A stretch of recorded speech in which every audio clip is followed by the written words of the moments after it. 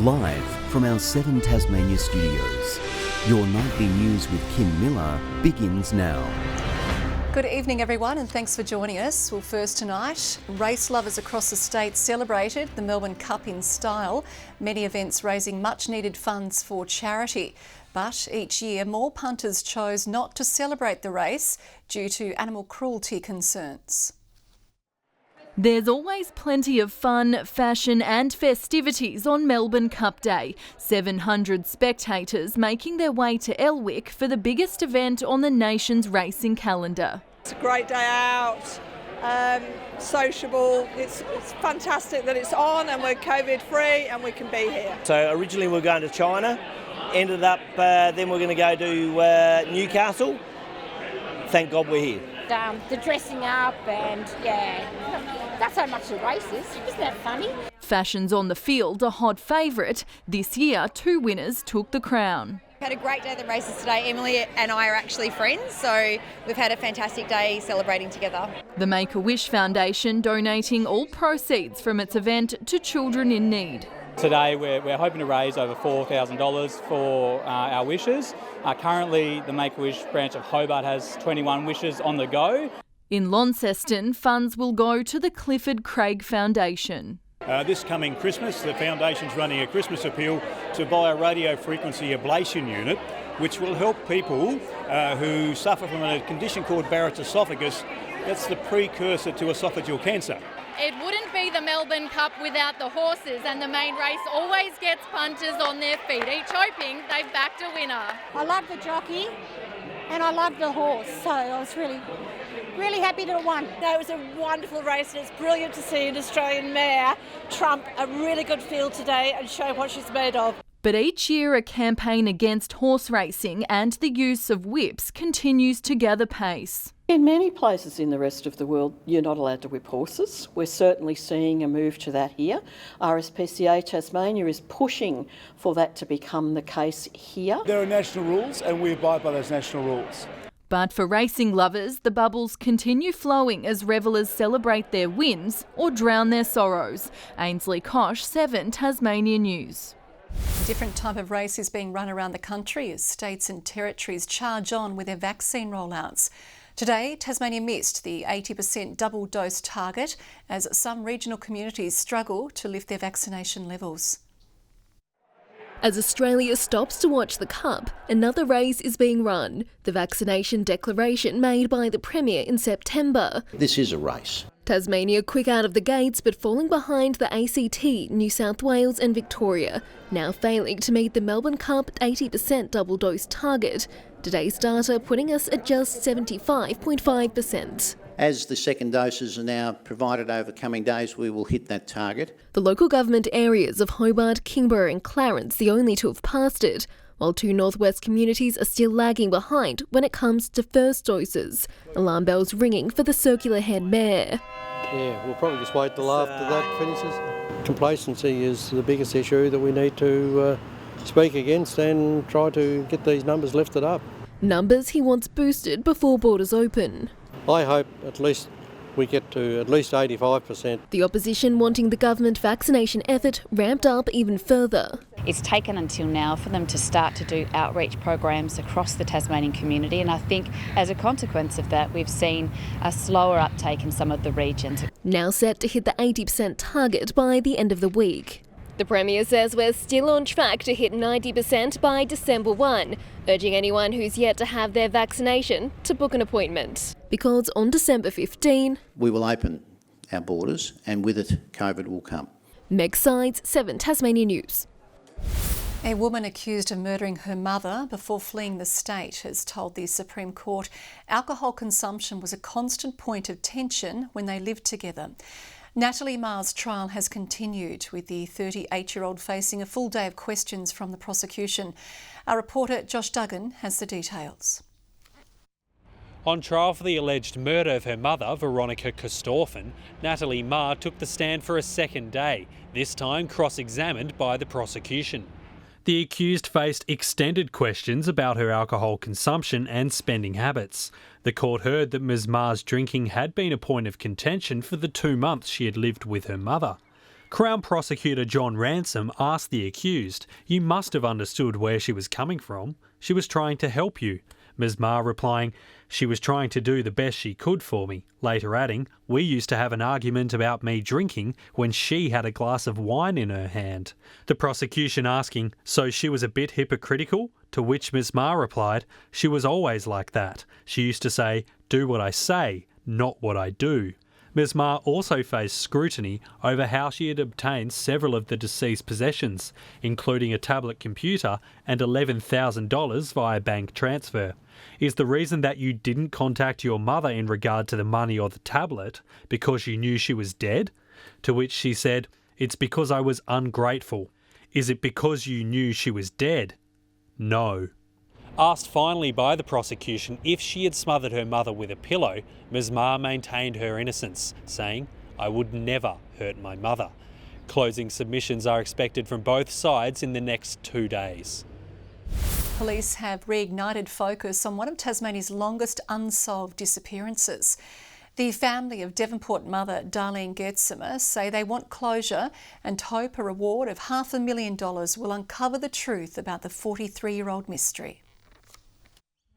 October 23, 1978, the last day Catherine Gray saw her mum's face. Even now, the pain is still raw. Yeah, of course. She was just 8 years old, her brother 5, when Darlene Gertzmer, mother of 6, vanished from their Best Street home. It's like a continual nightmare of, where's my mum? 4 decades on, police have few clues about the mystery. Her red Holden Sunbird was located opposite the Devonport Oval, but her body has never been found. Somebody in our community knows exactly what happened to Darlene that night. Today, from the head of the case, a stunning revelation. Without naming names, in your mind, do you believe you know who did it? Yes. But they don't yet have enough evidence to prove it. A reward of $500,000, however, is a lucrative incentive for people to provide new information. We're basically begging because this is our final shot, I think. Every piece of information is key. Detectives have all but ruled out suicide and the possibility Miss Gertzmer fled interstate. The family agrees with police. The devoted mother would never have left her home voluntarily. It has become more apparent to us that Darlene is in fact deceased, but that she died in very suspicious circumstances. A coroner last month flagged former partner John Shepherd as a person of interest in the upcoming inquest into the disappearance. It's set to begin in Launceston next month, hoping to offer some answers to loved ones with so many questions.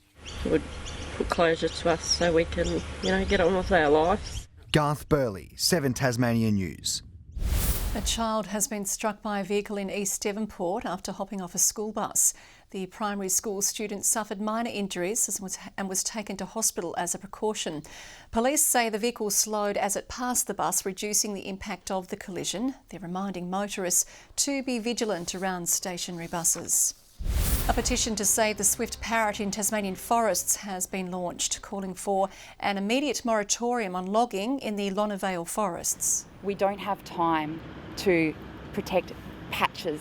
We need their habitat, their whole habitat, especially the older, huge blue gums that are present in these logging areas to be protected. The state government says it has land management plans in place to protect swift parrot habitat. Tasmanian timber harvester Hydrowood has a new way to counter forestry fraudsters. Its products now come with an encrypted QR code which verifies where the timber has come from. It means customers can tell genuine products from fakes after the company heard of Hydrowood imitations being sold interstate. The concept around paddock to plate, we like to use the term lake to lounge. And we don't want fraudulent or shysters using that unfairly to sell off a Tasmanian branded product when it's not. The state government hopes to apply the place of origin technology to other local products such as seafood. Hydrowood has been operating since 2015 and harvests high-end specialty timbers on the state's west coast. Tasmania Police will soon have some fresh faces among the ranks, with 26 new recruits beginning their training at the academy. It's part of a state government commitment to boost the police service by 308 officers. The new recruits should graduate from their studies in June next year. Work is about to begin on building 2 new huts on the famous overland track. They'll be constructed at Lake Windermere and Kia Ora in the Cradle Mountain Lake St Clair National Park. The project is expected to be completed by the middle of next year and aims to encourage more tourists and hikers to visit Tasmania. A bout of bad luck at the AFL Combine hasn't dented Oliver Sanders' dream of being picked in this month's draft. The 19-year-old, who works as a groundskeeper at UTAS Stadium, is prepared to pack up and move if he isn't chosen on November 24. It's fitting Oliver Sanders wears a Bogues draft cap to work because the draft is the biggest thing on his mind. It'd mean everything, I guess. You sort of grow up, always foot in your hand, and you just love the game. Keeping the nerves at bay has been a mountain of work during the Women's Big Bash, keeping UTAS Stadium in crystal condition. It's a ground he knows well, having played 4 senior seasons for North Launceston. But his AFL Combine experience wasn't so positive. He tweaked his hamstring, preventing him from really proving his worth. Speaking to a few people, I think it shouldn't hurt my chances in any way. It just didn't give me a chance to sort of push forward and sort of maybe jump a few spaces and sort of turn a few heads in a way if I had it tested really well. Should Sanders be overlooked on draft day, he's prepared to move interstate, following his mates Ryan Mansell and Jackson Callow, who scored AFL contracts through the SANFL. Just whatever's best for me, whatever can help me get there the quickest but the most successfully. And he'd make the call straight away. The day after the draft, I'd want to sort of know what's going on, where I'm going to go, so I can sort of head over there pretty early and get cracked in sort of straight away. For now, the Collingwood fans' fate rests in the recruiting gods. You've done all you can and sort of you see what happens. Good evening. It was quite a warm day today with temperatures up to 7 degrees above average for the state. Launceston and Strahan were the state's top, reaching 25 degrees, 23 in Hobart, 19 for Devonport and Burnie with a high of 17. Bushy Park reached 24 today, 23 for Grove, Flinders Island 21, 20 for King Island and Friendly Beaches, 19 in Smithton, 18 for St Helens, a top of 17 for Low Head and Lyweenie with a high of 14 degrees. There was low cloud increased about the northwest and northeast in the morning, with mostly clear skies elsewhere. While Australia-wide, a cloud band extends from central Australia to the west of Tasmania, and another moves over the southwest of WA. Tomorrow, a trough and cold front approach the west of Tasmania, with the trough extending over the mainland towards the Northern Territory. To the coastal waters, winds will reach up to 30 knots about the east and west, and up to 25 knots about the central north. A strong wind warning is current for eastern, southern and western waters, from the northern tip of Flinders Island to Stanley. And a minor flood warning is current for the Macquarie River. Looking at tomorrow's forecast, there will be rain developing in Hobart with a top of 25, similar conditions for Geeveston and Bothwell, 23 in rain developing in Launceston, 19 in Devonport and 22 for Cressy. More rain developing for Burnie and 19 degrees, rain for Strahan and Curry, and some late rain in St Helens reaching a high of 23 degrees. Tomorrow the sun will rise at 5:55 a.m. and the UV index is very high for most of the state. Now to the 3-day forecast. Curry is the place to be on Thursday, looking sunny there, while the north and northeast will see showers with possible showers elsewhere. Friday will see showers extending statewide and similar conditions again on Saturday. For the rest of Australia, tomorrow will be a humid 25 degrees in Melbourne with rain increasing, a top of 25 for Sydney and partly cloudy in Brisbane reaching 26 degrees. And it is currently partly cloudy in Hobart and 22 degrees, 20 in Launceston and 18 for Devonport. That's all in weather. Back to you, Kim.